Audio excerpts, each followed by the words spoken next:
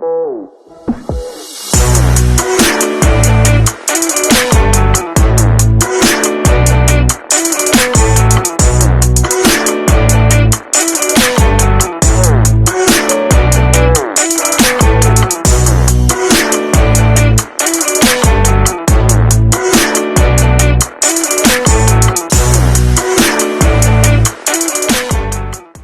in today's episode, I have myself amazing two ladies from Warm Hearts Uganda. I'll let them introduce themselves and then we can move on. Welcome, ladies. Welcome. Thank you. Yes, hi everyone. My name is Carol Agnes. I'm the founder and director of Warm Hearts Foundation, a human rights organization that fights against gender-based violence and child abuse. I'm so elated to be hosted here. You're welcome. Thank you. Greetings, everyone. I'm Agnes Nyamwiza. I'm the Monitoring and Evaluation Officer for Warm Hearts Foundation. I'm happy to be here. All right. So, guys, how are you? How's this week been for you? Well, this week, I must say, this week has been good. So far, so good. You know, sometimes you wake up to disturbing news of the death of someone who's maybe prominent or what, but so far so good. Just because something has been so disturbing me. There have been rounds of videos where there's a lot of rampant domestic violence, cases, women beating men, vice versa, children, and so it's been a bit disturbing and showing that really COVID has completely negatively impacted our community. So as a human rights defender, as a humanitarian and activist, I'm challenged and I feel there is a lot that needs to be done. But aside from that, we are good. You're good. Yeah. And you, Agnes? The week has been okay. Okay, so in a nutshell, just briefly tell us what Warm Hearts Foundation is about. What do you guys do?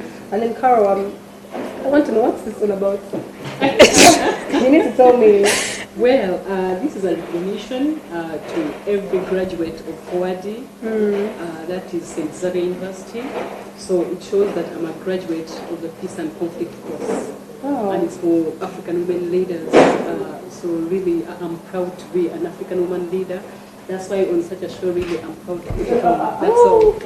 All right, congratulations. Thank you. Well, I was intrigued. I was like, what is that? Yeah. So just quickly tell us what Warm Hearts Foundation does, and then let's get into it.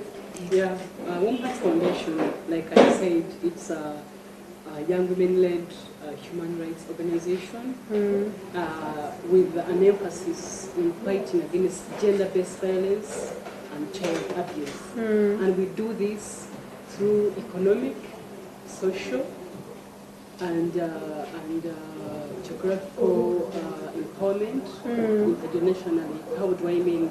We empower generations. We don't just empower women, but girls, children, so that in case one generation goes, then there is a generation to carry on. Wow. Yes. Okay. So I think we can move on to the whole 16 days of activism. So I know that November is when the days kick off. I know it's 25th November and it ends on 10th December. So I just want us to talk about what are the 16 days of activism, what do they mean, how do they come about, just a small introduction. I don't know who's going to take that up. She can, then I can carry on. All right. 16 days of activism are there to create more awareness, and they run from 25th of November every year to 10th of December, which doubles as the Human Rights Day. Yeah, it was started to create more awareness and then engage more people and try to control this violence against women and girls. Wow. Yeah, and to build on what you're saying, how did it start? It's interesting, and I really have to appreciate STV for coming up to create more awareness about the 16 days, because everyone will tell you we are in 16 days, but no one literally knows what 16 days mean. About things. So, like seriously, 16 days, okay, so what? And even you find maybe a present on TV, 16 days, when you ask them why are they 16? What's the history? How did they, yes, they have no idea. But I'm here to inform the viewers that 16 days of activism are based on the history where 3 sisters were murdered in a very, very cruel manner. And they were murdered because they had to criticize or critique a harsh government. So when they did that, the Trijoli government had to murder them, and they threw their bodies over the cliff. So it's upon that that the Latin American government had to come out and say this was too bad. Yeah. And that was in 1960. So they based on that. In 1980, they had to declare in Latin America, they had to declare that day as that is 25th of November. They were murdered on 25th of November 1960. So on 25th November 1980, they declared that day as the International Day of Organizing Violence Against Women, and the campaign had to come up. How did it come up? The United Nations in 1991 really saw the cause and why it is very, very, very imperative, and that's the day they started celebrating it. So we are all picking from there. And that's amazing, because every year, working with NGOs and working in this sector, every year we celebrate them, and I felt the need, like in this show, for us to actually air, like what you said, people 16 days, but they don't know what the 16 days are. They don't even know the history. Even when I was shared, and I've also learned something new from your brief history. I think it's very good to expound on it. And listen, just to add on that, you know, the world can easily celebrate musicians. When you talk about Michael Jackson, Martin Luther, Malcolm X, you know, those are political activists. But these are the 3 sisters that lost their lives to oppose a cruel dictatorship government. And no one knows about them. Yes, no one knows their and names. literally no one knows, because they are women. Are women celebrated? Only Mother Mary. The rest, Mother Mary. Come on. It took a fight. Exactly. Yet it's these women who actually bear these martyrs, their mothers, but they are forgotten. So we are here as women saying that we also need to get celebrated. And this is a reminder for everyone out there, come out and jump on a train of these 60 days of fight against gender violence. So 25th November to 10th December. People don't forget, find a way to get involved in find something to do to help. I mean, you can even share on your social media. You don't have to really, really do so much. A simple message can go a long way. I think let's go for a break. We'll be right back.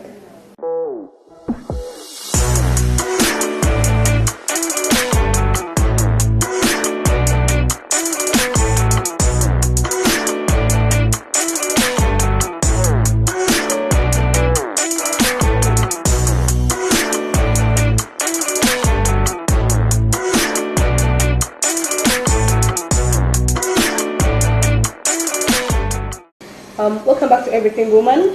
We're discussing how can we address the challenges that Warm Hearts have been telling me about how the work you do, and GBV, gender-based violence, for those who don't know what GBV means, and so I want to understand, as the society, as Blessing, as organizations like yours, people in the government, civil society, how can a normal person, just even in doing their business out there, how can we address the challenges that women are facing in terms of violence?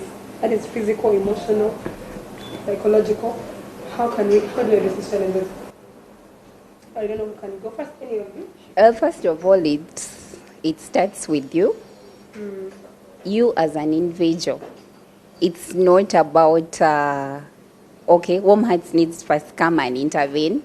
No, it starts with you. So even you, in your small community, in your neighborhood where you stay, you can do an impact. You can talk to someone. You can give them back hope, and that would change. Yes, just a conversation. Yes, something like Counseling. The psychological bit. So many people are suffering because of that psychology. Like they've been tortured, but when they open up to you and you try to calm them down. And then another thing, and then I'm not judgmental when you're talking to them, because one other thing I've noticed about people who have been, I don't like using the word victims. I want to call them survivors because they survived that struggle. They are survivors. What I've noticed about them is when normally they usually tend to go back to the abuser. So normally people who are helping, like family, friends, organizations, easily judge them because I understand why they're going back. Like, why, Carol, I'm helping you, I'm telling you, I'm telling you, come to my house, move in with me, leave that person who's abusing you, and then tomorrow Carol goes back. So I get mad. But I need to be patient with you to go through your struggles, go through your journey, and then eventually, me holding your hand, you'll get out of it. Yeah. I think that's another thing, like when you say counseling and... Yes. And surely, if, like she said, if everyone played their role, we'll be having less work at Warm Hearts or at Warm Foundation. Sure. But it's to meet my concern. There was a video moving around where I think I got more than 3K views, so really it was watched, where a lady was standing and the kid was in the legs. Yes, and the lady was hitting the kid. Some gentleman came to help, then after he feared and went back.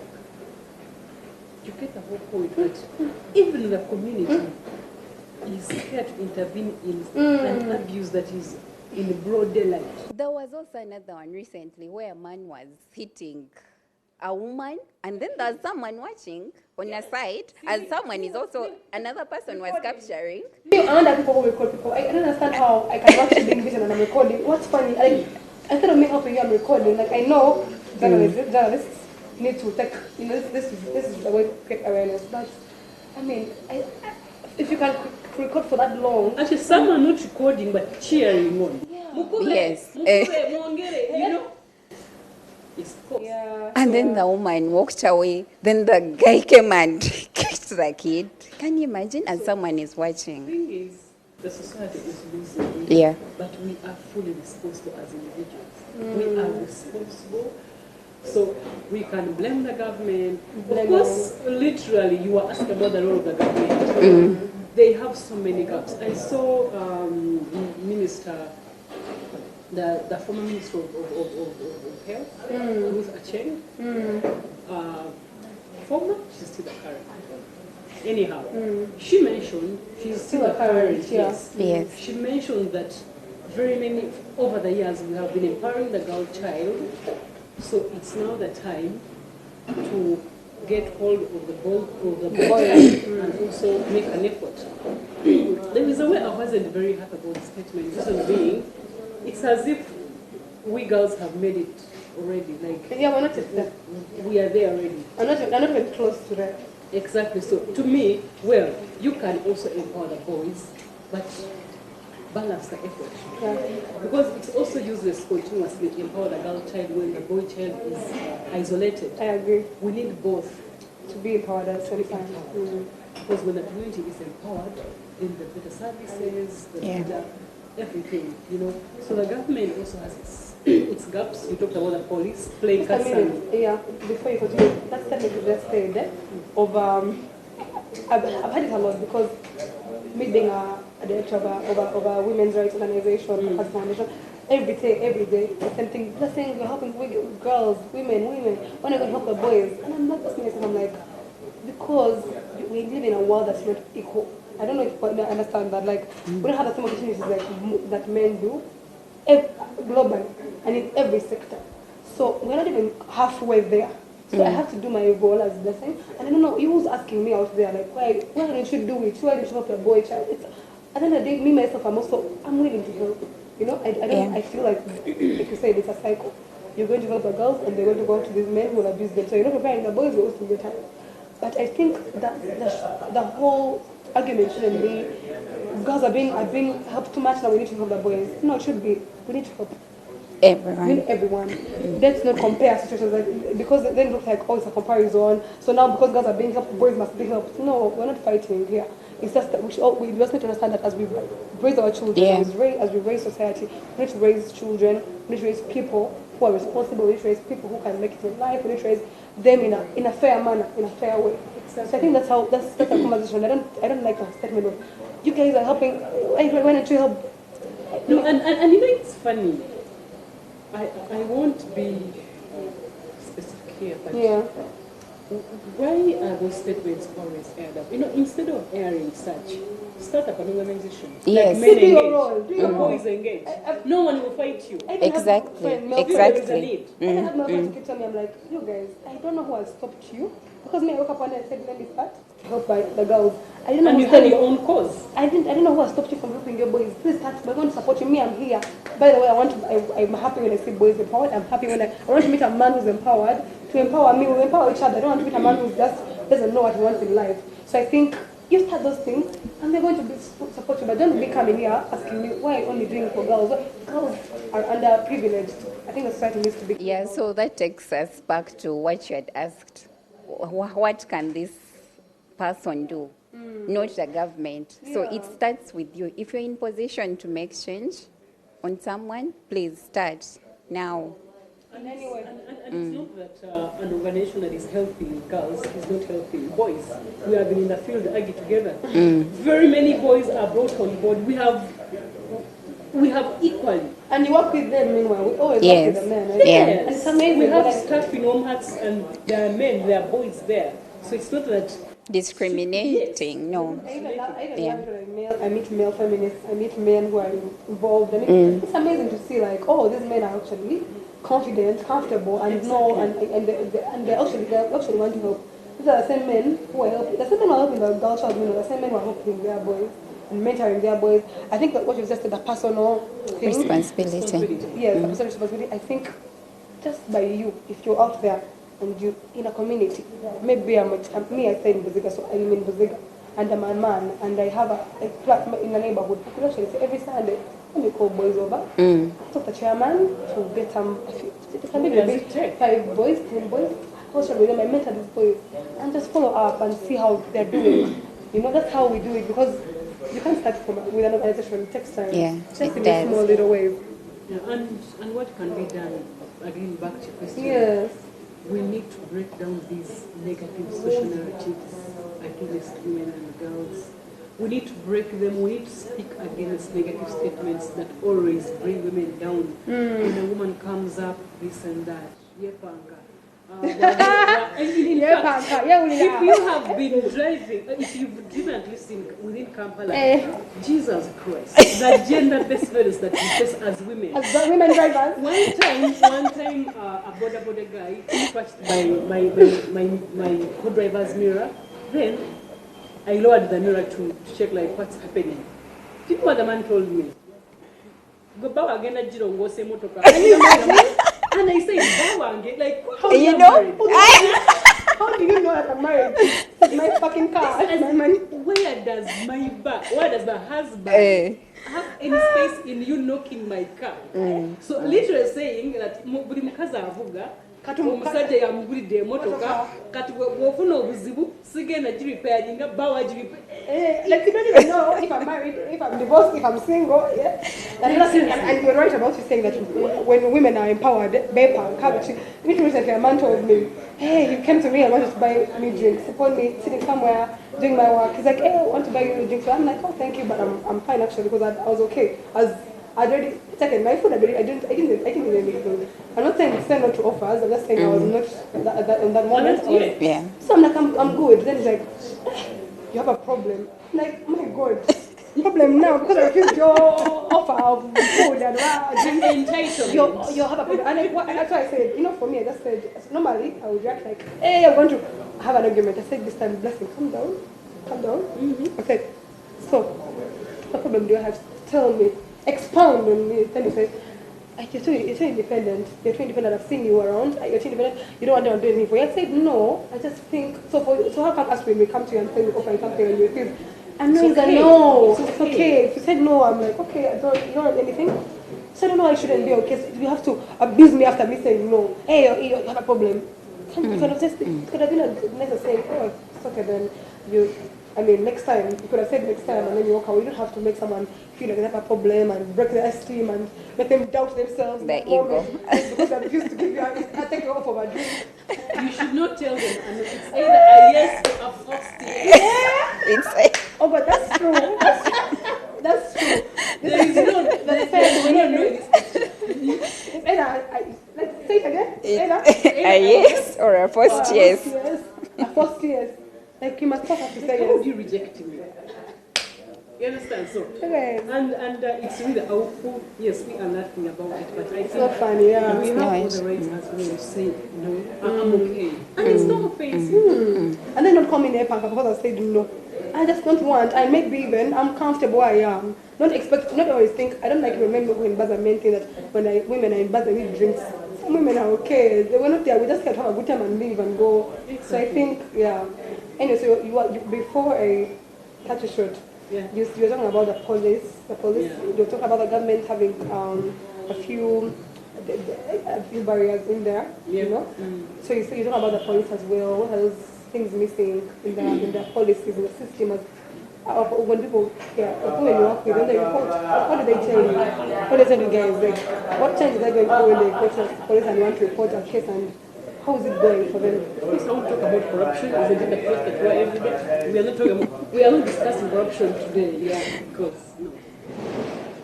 We know why. Sip water. No, and do you want to talk about corruption? Sip water. No. It's business as Usual.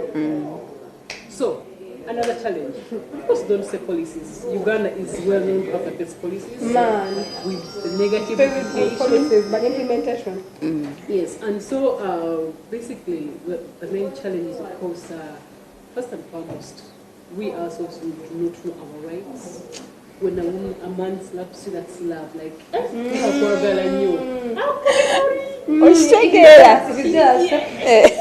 he's jealous, then I know. You're lucky.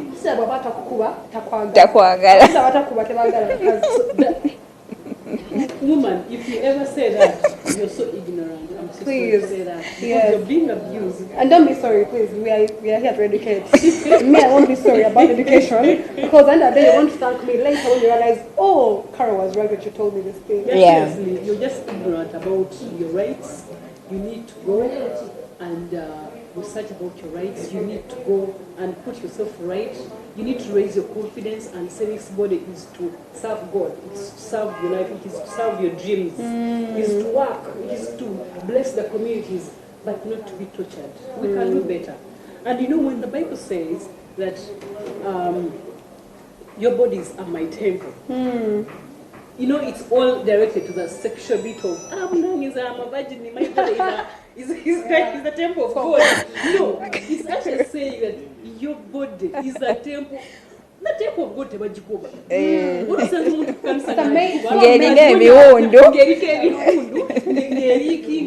It's amazing, like you know, so and the seriously, your body is no longer a temple of Christ if it's treated like that. It's, you know, we always like ourselves, you know, they always mean maybe, or my body is the temple. Protect your body, protect your soul. It's your number one responsibility to guard that your body, to guard that your mind from abuse. And protect your mental health, ladies, protect your mental health. Anyone that you feel, if you're in a relationship and you feel, someone is controlling you, that is already violence. If I feel I'm not safe, you don't feel you're free. There's a way you feel when you're being controlled, you're not free. There's a way it's just there's no freedom. So if you ever feel like, please kindly walk out already. Even if it's just the beginning, red flags are red flags, and those red flags turn into bigger red. It turns into something. It never goes. It's never something. If someone shouts at you, tomorrow they're going to beat you. So. And again, there is power in opening up. Open up to someone. Someone has faced it before. There's always that. Yeah. They always give you advice or how to go about it. Yeah. There's power in opening up. Thank you for that, by the way, really opening up. But you know, men are very sharp human beings. There is no you say the population, you know, the ratio is 1 to 8. No, the ratio is actually men are actually much more than women in the world. I hope you guys know. Make us desperate. We shall fall prey. I also banji nyoke but never in makomera, but in Butare. It's true. I don't know. Men are more than women, but globally they say no, men are more than women in the world. They should do So women, stop settling for less thinking. Hey, the men are few. What? No. Men are more than we are. That doesn't mean that now women should also become too comfortable or feel like you want to bully a man or what. No, just saying. Just have the confidence. Yes. Be patient. Compose yourself. The story is coming. Yeah. All right, guys. Thank you for such an amazing conversation. I really enjoyed it. As I said before, we're at Hive Hotel Buziga. This is our new home. Please come and check out their amazing divine cuisines. They have amazing food. They actually have also an amazing, I want to call it, I don't say it's the word amazing. I want to use the word serene. They have a serene view, which I'll show you sometime. Good ambience. So come and check them out. Support them. Yeah. So as we conclude, ladies, you've been amazing. But I've had a good time on this set. Like, I could relate on all levels. So just conclude, tell people what I want to know. What should people, because at the end of the day, that whole conversation is about 16 days of activism against gender-based violence. So what should people do during that time? And this is from 25th November, don't forget, to 10th December. During that time, what can people do? We have a lot more days, 16. That's really quite a number. Yeah, so you can really do something in that if you mean it. For example, you can say that every day I'm going to post my WhatsApp status, sending a message out there to the public. And trust me, by the end of the 16 days, someone will have probably changed that was engaged in that. Yeah, so the 16 days, let's try and get involved. Help someone out there. If you know a victim, at least spare one day. Yeah, at Warm Hearts, we can help you in the legal department. If you know someone who has not maybe accessed legal needs, please, just in the 16 days, bring someone. We shall support. Yeah. Okay. Yes. I did want this time, but who am I? No, Carol. Uganda government does no bunji. I don't know. I also don't know. I know come out.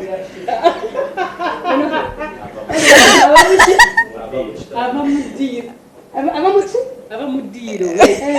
Only a good dance time comes and you have to leave the dancing floor. Yeah. Oh, okay. Okay. This has been an amazing show, and I'm calling upon everyone in your own capacity. Don't leave this work to only us, those sort of organizations. Whether you're working with the government, whether you're Mudara, go Fugachigari, those not sex workers, don't say those words. Those women, yeah? Just do something. Do something for yourself. Do something for a woman in your own capacity. As a writer, you can also write an article, a poem. As an artist, do something. As Kakazi Foundation, what are you doing? We are partnering with this chaperone from 25th. We'll be going to different locations to spread awareness. I love that. So some of us are also partnering with other organizations. I won't mention it. You'll be seeing it on the streaming platforms. So I would like to say, please jump on the train, join us. Let's empower the woman. Within these 16 days, let's get replies every minute, and let's put a woman at a level where each one of us would wish them to be. I thank you so much. Take care. Carol Agnes, Warm Hearts Foundation.